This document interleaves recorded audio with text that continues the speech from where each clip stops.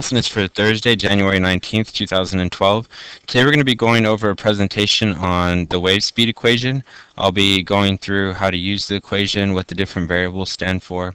We're also going to talk a little bit about period, which is going to be a new vocabulary term that you need to know for waves.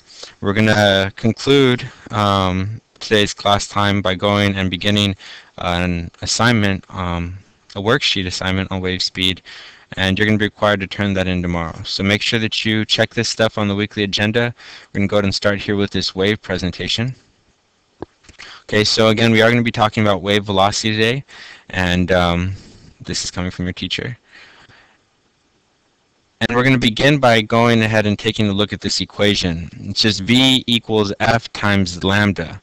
And we're going to talk about each letter, so let's go ahead and start with this first variable. The V stands for velocity. And velocity is going to be measured in meters per second, just like we usually measure velocity. The F is going to be for frequency, and frequency is going to be measured in hertz.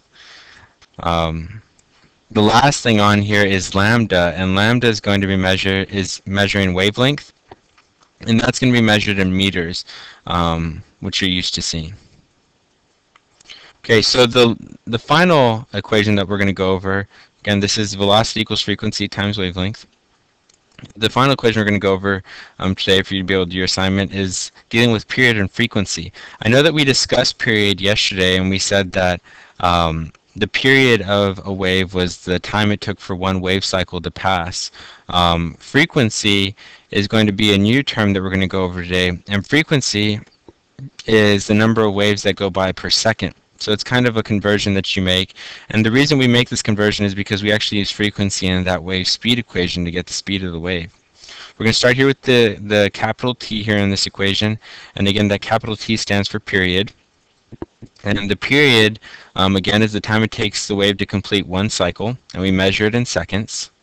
Okay, and then the other component of this, the frequency on the right, remember we're going to do 1 divided by frequency. The frequency is going to actually be the number of waves that go by in 1 second. And we use the unit a hertz for that, a capital H with a lowercase z. All right, so again, this is the equation for converting from period to frequency. You'll have to use this on a couple of your problems, and we'll take a look at those when we look at your worksheet. So let's go ahead and take a look at an example problem. This says a wave with the frequency of 450 hertz has a wavelength that is measured at 0.03 meters. What is the velocity of the wave? So again, the first step we start with is the given information. The given information here is going to be the 450 hertz and the 0.03 meters. They've given you the frequency and the wavelength.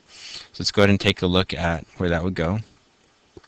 So you'll see here in the given step that I've shown that the frequency is 450 hertz and the wavelength is 0.03 meters. I haven't had to do any conversions here. I wasn't given something in centimeters or kilometers. The unknown here is the velocity, the wave speed, the wave velocity, and the equation for calculating that wave velocity is shown here. V equals frequency, velocity equals frequency times lambda wavelength. Okay, so let's go ahead and take a look at how we would substitute these numbers into the equation.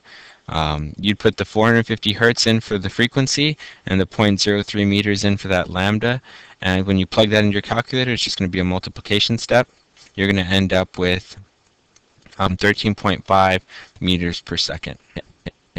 Okay, so go ahead and take some time to copy this down. This is a really great example problem showing you the basic type of usage for this equation. Alright, so let's take a look at an equation where we'd actually have to convert from period to frequency before we got the velocity. So in this example, it says the period of a wave is 0.4 seconds and the wavelength is 0.02 meters, and they want you to calculate the velocity of the wave. So you'll see here that in this given step, I have the period of 0.4 seconds and I have the wavelength of 0.02 meters. My unknown is the velocity still, but we're going to have an extra step here. And in this equation step, we're going to have to first convert from period into frequency, and then once we have our frequency, we'll plug that into the second equation with the wavelength of 0.02 meters to get the velocity of this wave. So if we take a look at the math for this, when we plug it in, we'll put the 0.4 seconds in for the capital T, the period, and we'll make that equal to 1 divided by the frequency.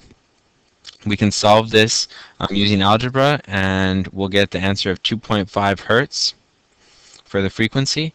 We'll plug that 2.5 hertz in for frequency on the right side in this equation with the 0.02 meters, the wavelength. And when we multiply those two together, we'll get a velocity of 0.5 meters per second. So this wave is traveling at 0.5 meters per second.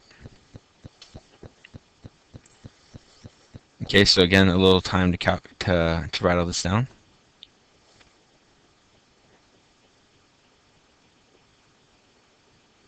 Okay, so big picture, if we actually take a look at this worksheet now, again, it is due tomorrow, so make sure that you have it ready to turn in tomorrow when you walk in. I put both equations at the top to make sure that you have them, but I would go ahead and keep your notes out because it has the units on there and some other important example problems that you can refer to. You'll notice that in these problems I've given you the given and unknown, so you're not actually pulling it from a word problem yet, but you will be doing that tomorrow. Today you're just going to have to make sure that you pick the right equation to solve the problem, substitute these numbers into that equation, and then show your solution here. You're going to get 3 points for these first 6 problems. You'll see that the first 6 problems are just like this where they've given you the given and the unknown information, and you actually just do the equation substitution solution. And then the second page, the back part of your homework, it says to create your own word problem for calculating the speed of a wave on your own for the next 2 problems. So for 7 and 8, you're going to create your own problem and solve it. And I'm just going to go ahead and make sure that you can make the connection from a problem into actually getting the given information. And basically applying this equation to an appropriate problem situation. So you're going to have to turn this in tomorrow, the 20th, and make sure that it's complete with all your stuff. Make sure you're starting out this 6 weeks on the right foot.